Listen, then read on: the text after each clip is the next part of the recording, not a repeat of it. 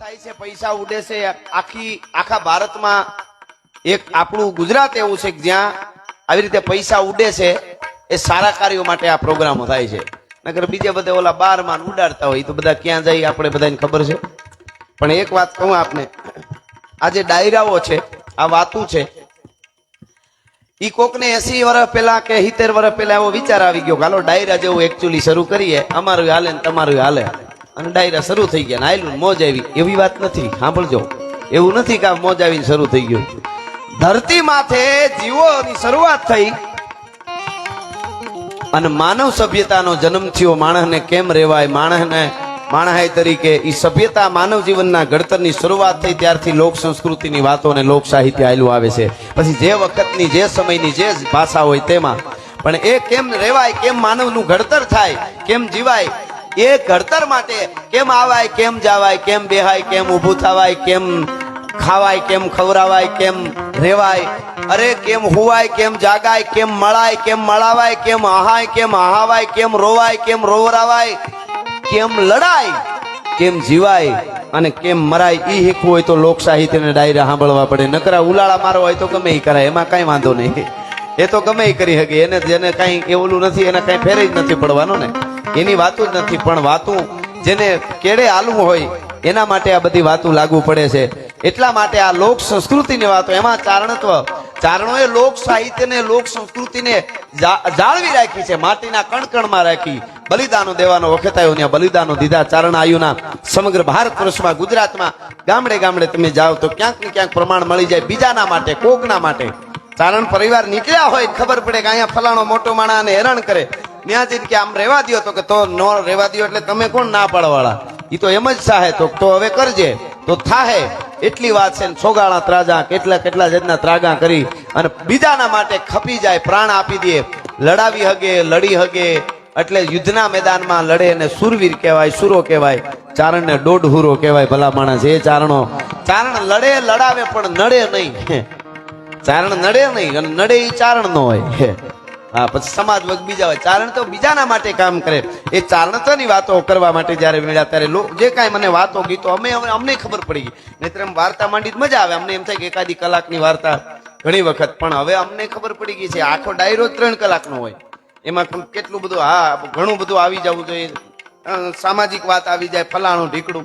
એટલે અમે પછી એને ઝીણી વાતોમાં મઢીને સંદેશો આપવા દીધા. ઘણી જગ્યાએ અમે ઘણી વાર વાત કરીને કે ભાઈ ફલાણી તમે વાત કરી એ વાત આમ નહોતી, આમ હતી. દાખલા તરીકે ઘણા એમ એવું કે એ અમારા ગામનો જ પ્રસંગ છે પણ એ આમ નથી, આમ છે.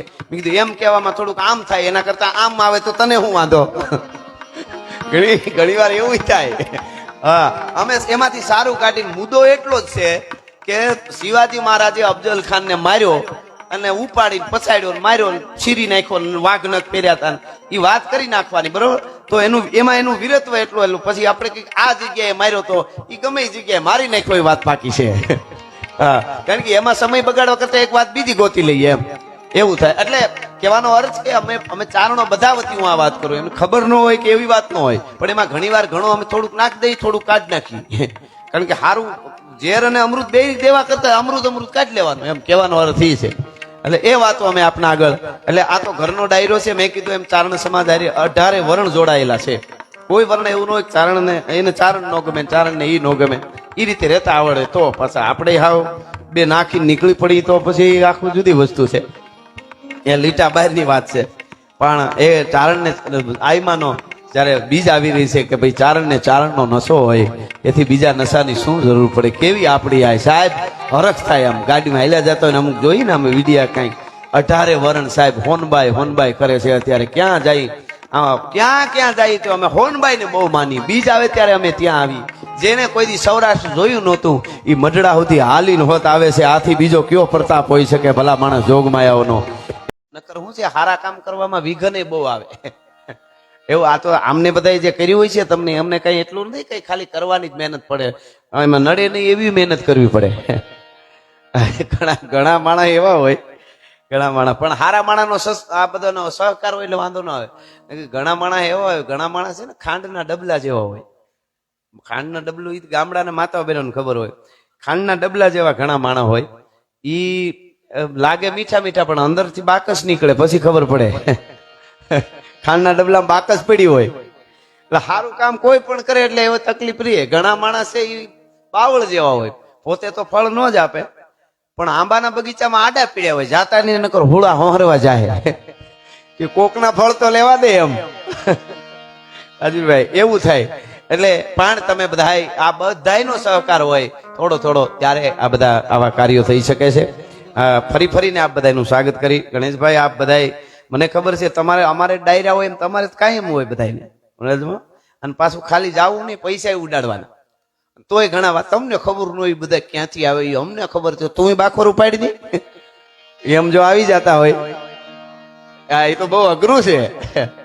હે પધારો પધારો. એટલે ધીમે ધીમે બધા મહેમાનો આવે છે એનું સ્વાગત કરીએ છીએ અહીંયાથી. અને ચારણત્વની વાતો, જગદંબાઓની વાતો જે કાંઈ અમારી પાસે છે, અમે કાંઈ આપને બોલી છે એ આવડે છે, એ વાતો બધી અમે તમારા આગળ કરશું. પણ ભગત બાપુ કાગ બાપુના શબ્દોમાં જો અહીંથી કેવું હોય જગદંબા માટે, કારણ કે હવે તો અંતરિક્ષમાંથી ભણકાર વાગે છે. સોનબાઈ માના જન્મોત્સવના 2 દિવસ આડા રહ્યા છે. એટલે ભગત બાપુના શબ્દોમાં મને કહેવાનું મન થાય કે હે ભગવતી હે માં, કે માડી તારી એ લટમાં જમુના ઝૂલે, જીભડીએ ગંગા જરે રેલો, કે માળિયામાં એ નાવિકની નજરો ન પૂગે, હવે મેર કરે માવડી રેલો. સંસાર સાગરમાં જહાજ જ્યારે તોફાને ચડે કે માળિયામાં એ નવલખ આખડી જો આજી તારલીએ લોચન ભીડા. અને ભગત બાપુ પાસે એમ ગાતા કે મારડી ગામાં નવલખ આખડી જો આજી તારલીએ લોચન ભીડ્યા રેલો, મારડી ગામાં નાવિકની નજરો ન પૂગે, હવે મેર કરે માવલડી રેલો, માડી તારી ગાણું છે રામની રેખા, નાગળ ન્યા રાવણ ઉભો રેલો, માડી તારા લીટા લો પીન કોઈ જાશે, એની જાનકી ના જોગમ થાશે રેલો. કેવડું બધું આપણું સાહિત્ય છે. પ્રકાશભાઈ, પ્રવીણભાઈ મધુડા આપણું ગૌરવ છે. કેટલું કેટલું ભેળું કરે છે, એને એકવાર જોરદાર તાળીથી વધાવો. બહુ અઘરું છે હો ભાઈ આ સંપૂર્ણ. અને આ બધું જે ફોરું ફોરું બધું છે ને એ બધું એના બધા સમય હોય, એમ એના દહકા હોય, પછી પાછું મૂળમાં આવી જાય. બધા મૂળ ગોતશે ત્યારે આ બધા લાખણસિંહ બાપા છે, પ્રવીણભાઈ છે, એ બધા જે ભેગું કરીને રાખે છે, આપણને છેલ્લે એની જ જરૂર પડશે. અને એ સાહિત્ય સોનબાઈમાં એ કીધું ને કે ચારણી સાહિત્યને બચાવો જેટલું બને એટલું, એની યુનિવર્સિટીઓ બનાવો તમે, અને એમાં પૈસા તમે વાપરો. ભગત બાપુની તુલાવિધિ થઈ તો કીધું કાંઈ એમાં વાપરો, એમ અવતાર ચરિત્ર અને એ બધા છપાય એમાં વાપરો. એટલે એ આયમાનો પણ એક ભાવ હતો. એટલે એવા ખૂબ સારા કાર્યો આ ખોડિયારનગરના આ બધા ચારણો બધા છે, એ કંઈક ને કંઈક ચરે વેતી એક્ટિવિટી એમની બધી શરૂ જ હોય છે ત્યાં સુધી. એમ ગીરમાં કાંઈ હોય તો ત્યાં પણ આ બધા પહોંચી જાય છે. એટલે આ બધાને અભિનંદન આપી અને દુહાસનથી શરૂઆત કરું છું.